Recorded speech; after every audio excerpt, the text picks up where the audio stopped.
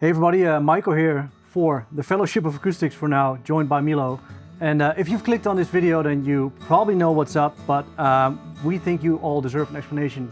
Because as you may have seen, a lot of other people have been in front of the cameras in the last few videos, and that is with reason. And we are here today to explain a little bit why that is, because the thing is, well, we're quitting at the Fellowship of Acoustics. Yeah, so we are parting ways with a beautiful store here in Dedemsvaart, and that's pretty unfortunate. But it has its reasons, because the Fellowship of Acoustics has decided to look for a full-time employee on the payroll. In the Netherlands there are some new rules regarding freelancers. And we've always been self-employed videographers here at the Fellowship of Acoustics. And, yeah, which is actually a thing that maybe a lot of you don't know. We've been working here for only 2 days a week as freelancers. Yep. And that's the thing that's been driving this YouTube channel for the past 3.5 years, I think. And yeah, because of the change of law in the Netherlands, yeah, like Milo said, the fellowship has decided to part ways with, how do I say it? With freelancers. And they need a full-time employee to fulfill this role. And unfortunately, we cannot fulfill this. We are still freelancers. We have other work as well, and that is why we are on good terms. We're leaving the fellowship. You will see other people in front of the camera, behind the camera. Of course, Lora, who is behind the camera right now, will stay here, luckily. But it is pretty unfortunate. We thought we'd take the time today to talk to you a little bit about this situation, maybe reflect on our time here, look back on some highlights. Have some nice memories as well. So that's what we're doing today. And today is also a nice opportunity to introduce you to our new video employee here at the Fellowship, which is Mauro. And you probably already will have seen him in a video. He presented a New Arrivals episode. He's a great videographer and a presenter as well. So he will be in front of the camera a lot of times in the upcoming months. Yep. And you will see less and less of us. There are still some videos with us presenting that you will see in the coming months. Here and there might be older pre-recorded videos as well. But the basic thing is that after this summer, on the 1st of September, we'll both be gone on that same date. So we've got, on the time of making this video, 1 month still ahead of us. Yeah. So there are a lot of highlights in our time here. I've actually been here at the Fellowship for about 7 years. 7 years, man. Really long time. So I started as a guitar teacher here, then moved over towards the sales department. I've done that for a few years, and now video for maybe 3 years or something like that. Yeah. 2.5, 3 years.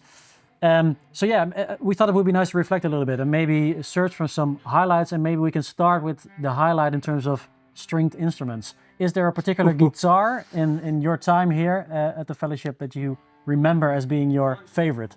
Well, not particularly a guitar. I've personally had a big memory, first of all, that came to my mind, which was actually the very first day that I shot here at this store, which was an interview with Paul Reed-Smith. And it was not just one guitar, but the funny thing is that in this long video, you'll actually see me as well, because I'm behind the camera, and before Paul came in, before we went live, I played a little bit of guitar with Paul off camera, and it was a great moment. And he was such a nice guy, and he was giving me compliments. And then without me knowing it, while we were shooting the interview, he just said, "Hey, you, the camera guy, you can play, come here." And he made me play that guitar in front of a bunch of people. Come play, come on. Got some time. So introduce yourself and play that tune you were playing. Right, so my name is Maico, and I'm actually just the camera guy. All right.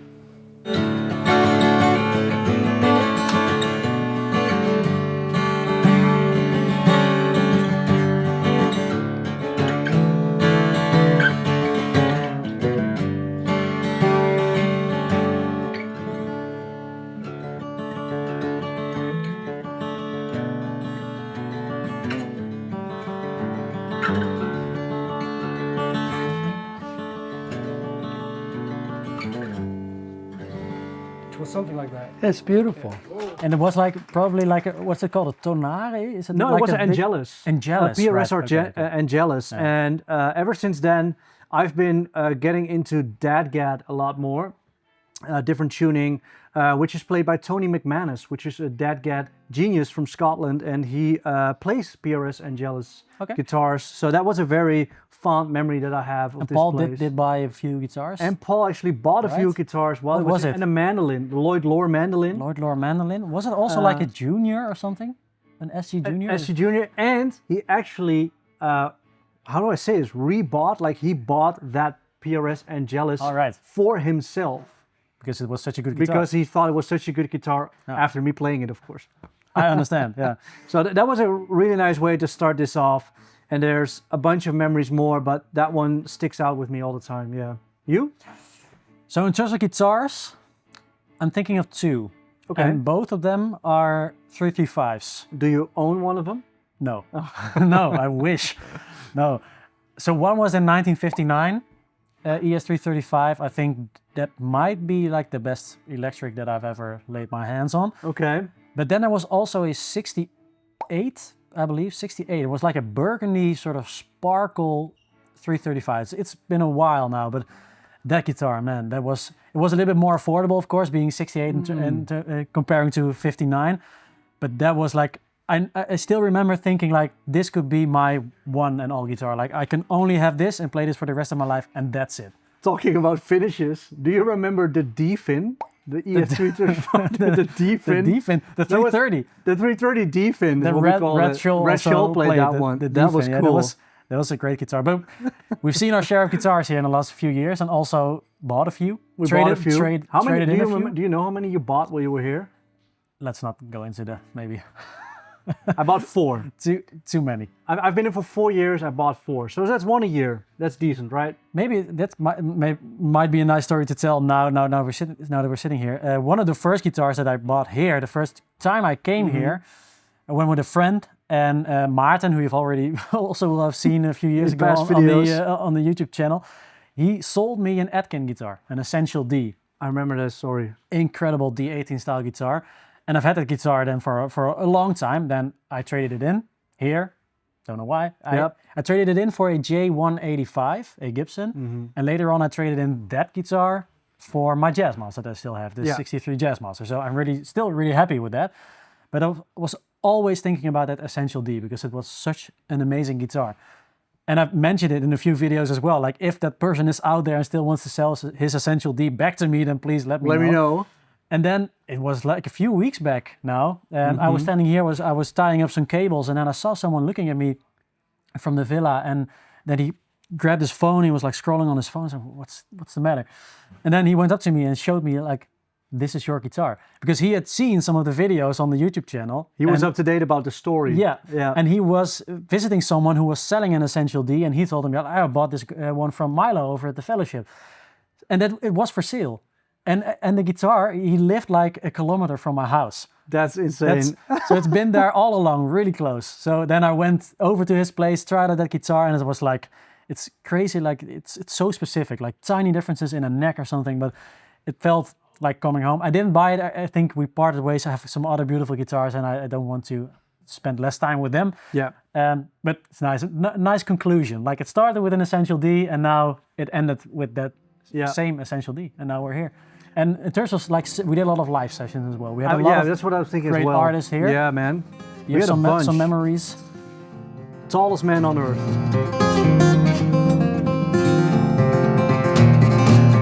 I see a clearing in your state of mind.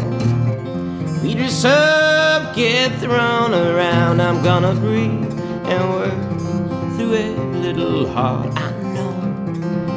I'm gonna breathe and work out through every little heart I know.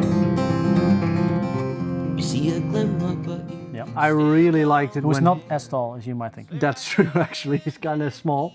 But I really liked what he did. He came in, I built up the room. I know the tour manager. Etienne is a great guy. He invited Tallest Man on Earth over to the Fellowship, and he called me up. We arranged a session, and I had everything set up. The guy came in, he's like, he already tried out some guitars in the villa and a banjo. And he just sat down and he basically asked straight away, are we rolling? And I was like, sure. And I pressed record on everything and he just played there. Instantly came in, grabbed another guitar, played 2 tunes, and he was like, all right, thanks, gone. And if you watch those videos, man, it's like, that was magic. Yeah. Everything was a one take. It just came in, did his thing, and left. True artist. True artist, yeah. Like, he didn't need 1 second to get into the vibe. Yeah. He just entered the room and music came out, yeah. Same for Scott Matthews. That's one of my biggest memories. That was before my time, Before your time, yeah. Do you take the lonely road, just you and me, to have to hold on night? I promise thee nothing if you promise me yours come first light. Then I was also still in sales, but I know, like, I remember getting an email from his tour manager, and I'm a really big Scott Matthews fan, and we got an email from the tour manager like, oh, Scott is visiting the Netherlands, so maybe he wants to come by, maybe do a demo. I was like, oh my God. Fanboy. And then he was here and was such an amazing time. We also played and sang some Elliott Smith together. And I'm still in touch with him. Yeah. So that's a really fond memory I have. We hung out with the Bros Landreth. Yeah. That was really cool. Nice time. Really nice dudes, actually. Really nice team. Was always so close, so close,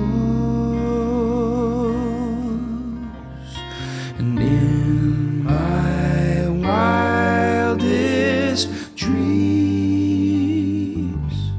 I never imagined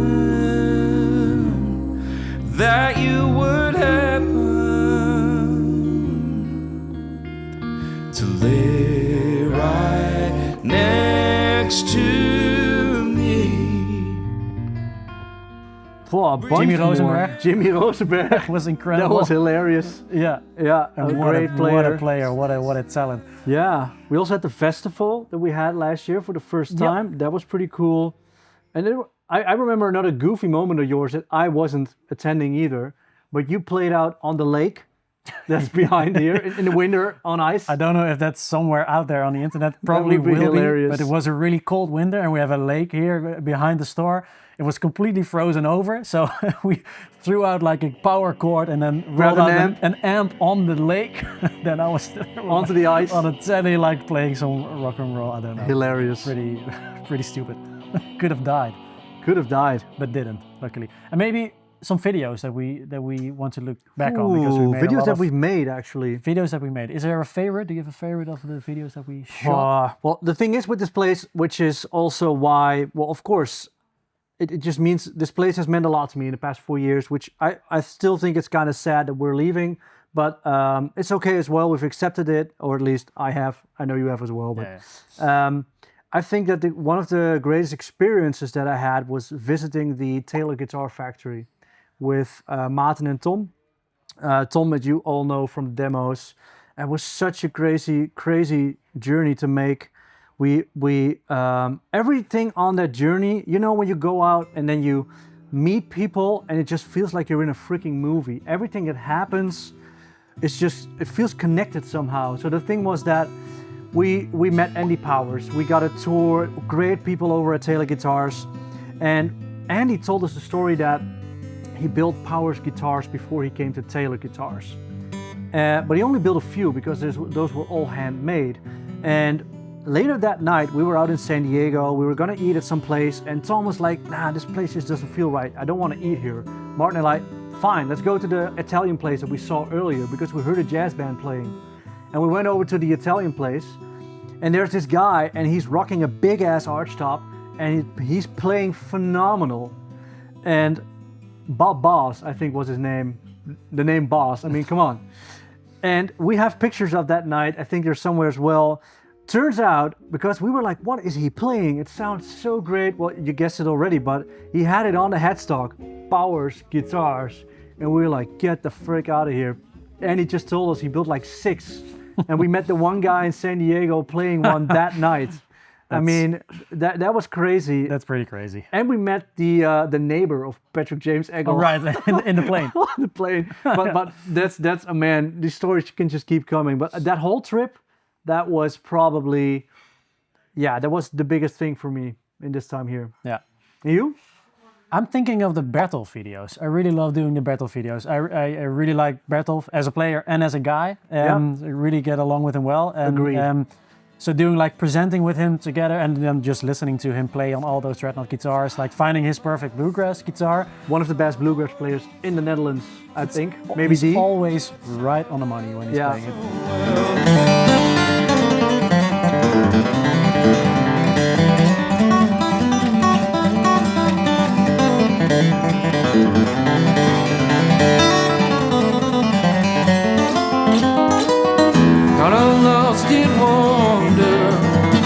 It's incredible. If you don't know Bertolf, then check out his music, his own like bluegrass original music. Check out the videos as well. I think those, and maybe like the Epiphone Museum. I thought that was pretty special as well. The Epiphone Museum. Yeah, there's so much it just pops into your mind, or it doesn't. But that was great as well. Ruud was such an interesting and lovely guy, and then the players you had as well. Yep. Dusty and Nick.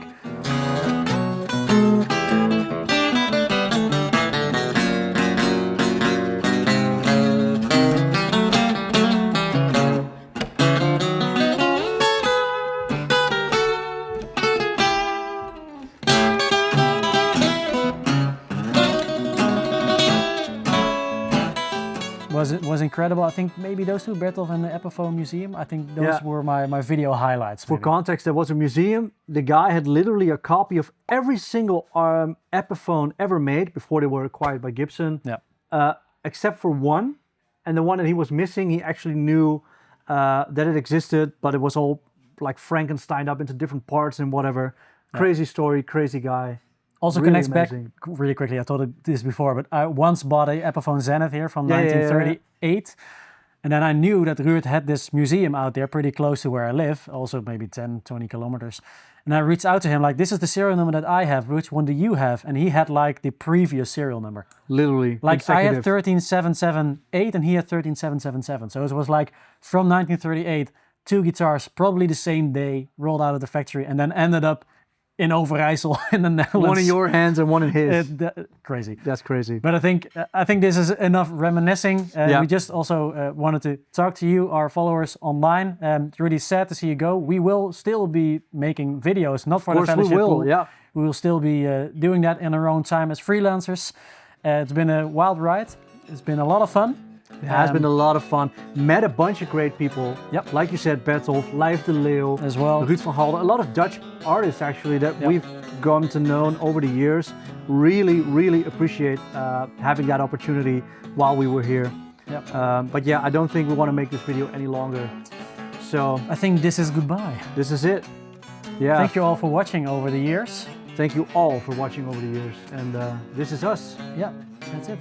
See ya. Cheers.